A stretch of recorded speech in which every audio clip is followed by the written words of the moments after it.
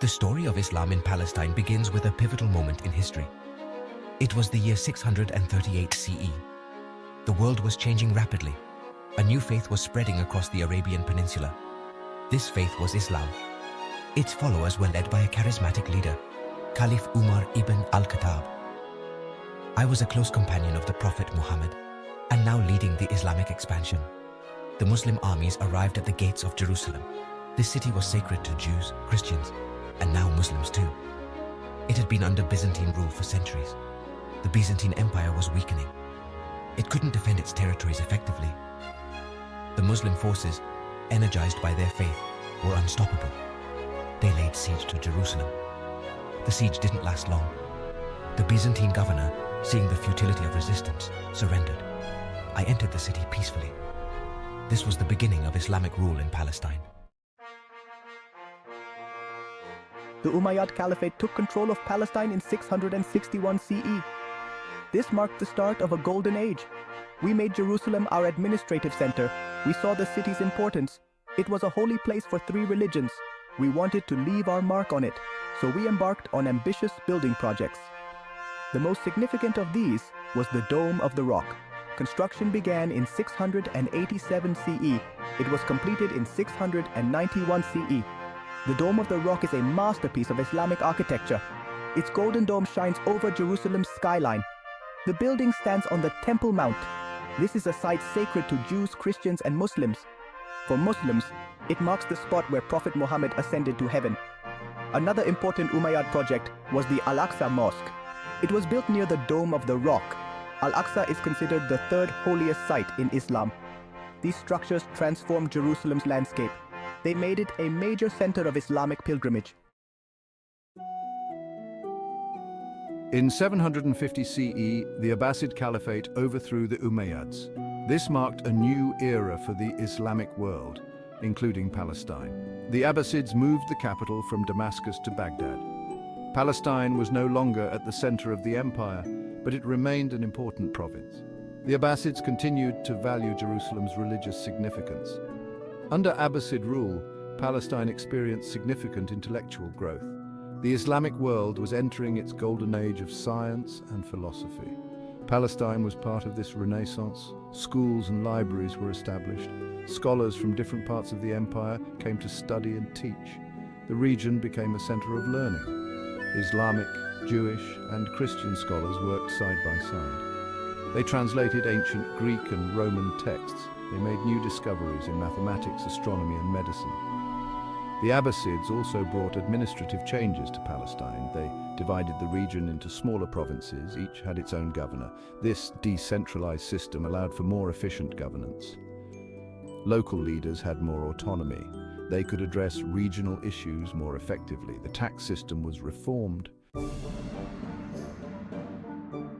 The 10th century brought new changes to Palestine. The Fatimid Caliphate, based in Egypt, took control.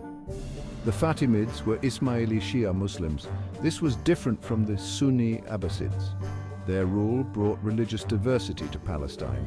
They were generally tolerant of other faiths. This period saw a revival of trade and commerce. Palestine benefited from its position on trade routes. Cities like Jerusalem and Ramla prospered. However, Fatimid rule was not without challenges. They faced opposition from local Sunni populations. There were also external threats. The Byzantine Empire tried to recapture lost territories. Then came a new power, the Seljuk Turks. In 1071, the Seljuks defeated the Byzantines. They soon turned their attention to Palestine. By 1073, they had taken control of Jerusalem. The Seljuk period was short but impactful. They brought a revival of Sunni Islam to the region. Section 5, Saladin and the Reconquest of Jerusalem. Saladin's reconquest of Jerusalem in 1187 was a defining moment in Islamic history. It came after nearly a century of Crusader rule. I united Muslim forces across Egypt and Syria. Together, we led a campaign against the Crusader states. The Battle of Hattin was the turning point. Saladin's forces decisively defeated the Crusaders, opening the way to Jerusalem. When Saladin entered Jerusalem, he showed remarkable clemency. He allowed Christians to leave the city safely and respected their holy sites. This was in stark contrast to the Crusaders' brutal conquest in 1099. Saladin's actions earned him respect, even from his enemies. They set a standard of chivalry that would be remembered for centuries. Our victory had far-reaching consequences. We restored Muslim control over Islam's third holiest site. The Al-Aqsa Mosque and Dome of the Rock were reclaimed. Section 6, the Mamluk era, restoration and resilience. The Mamluk Sultanate took control of Palestine in 1260. They defeated the Mongols at the Battle of Ain Jalut, saving the region from Mongol invasion and marking the beginning of Mamluk rule. The Mamluks were originally slave soldiers who had risen to power in Egypt. Now they controlled a vast territory, including Palestine. Under Mamluk rule, Palestine experienced a period of relative stability. The Mamluks invested heavily in the region, restoring and expanding religious sites. The Dome of the Rock and Al-Aqsa Mosque were renovated, and new mosques and madrasas or religious schools were built. The Mamluks also strengthened the region's defenses, building and repairing fortifications. Ottoman rule brought significant changes to Palestine. The region was divided into several administrative districts, each governed by an Ottoman official. The Ottomans introduced new laws and institutions. They established a new system of land ownership. This had long-lasting effects on Palestinian society. The Ottoman period also saw waves of immigration. Jews fleeing persecution in Europe settled in Palestine. This gradually changed the demographic makeup of the region. Sultan Selim. The Ottomans promoted religious tolerance in Palestine. They allowed different religious communities to manage their own affairs. This system, known as the millet system, gave autonomy to Christian and Jewish communities. The British had made conflicting promises during the war. They had promised Arabs independence in exchange for their support against the Ottomans. At the same time, they had issued the Balfour Declaration in 1917, supporting the establishment of a national home for the Jewish people in Palestine. These contradictory commitments set the stage for conflict. British Mandate official. During the Mandate period, Jewish immigration to Palestine increased dramatically. This was partly due to persecution in Europe and was also encouraged by the Zionist movement. The aftermath of the 1948 war shaped the political landscape. The West Bank came under Jordanian control and the Gaza Strip was administered by Egypt.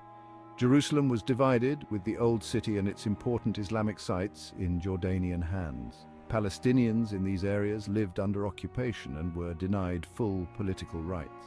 The dream of an independent Palestinian state seemed distant. Modern Palestinian historian.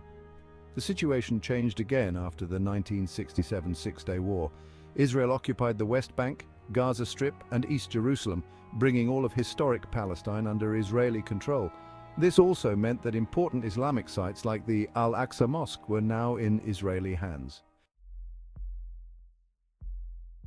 Section 10, Islamic Heritage, Enduring Significance in Palestine. Despite decades of conflict, Palestine's Islamic heritage remains a vital part of its identity. The region is home to some of Islam's holiest sites. The Al-Aqsa Mosque and the Dome of the Rock in Jerusalem are particularly significant. They are powerful symbols of Islamic presence in the Holy Land. Muslims from around the world aspire to pray at these sites. However, access is often restricted due to political tensions. Islamic institutions continue to play a crucial role in Palestinian society. Mosques are not just places of worship, they are community centers. They provide education and social services.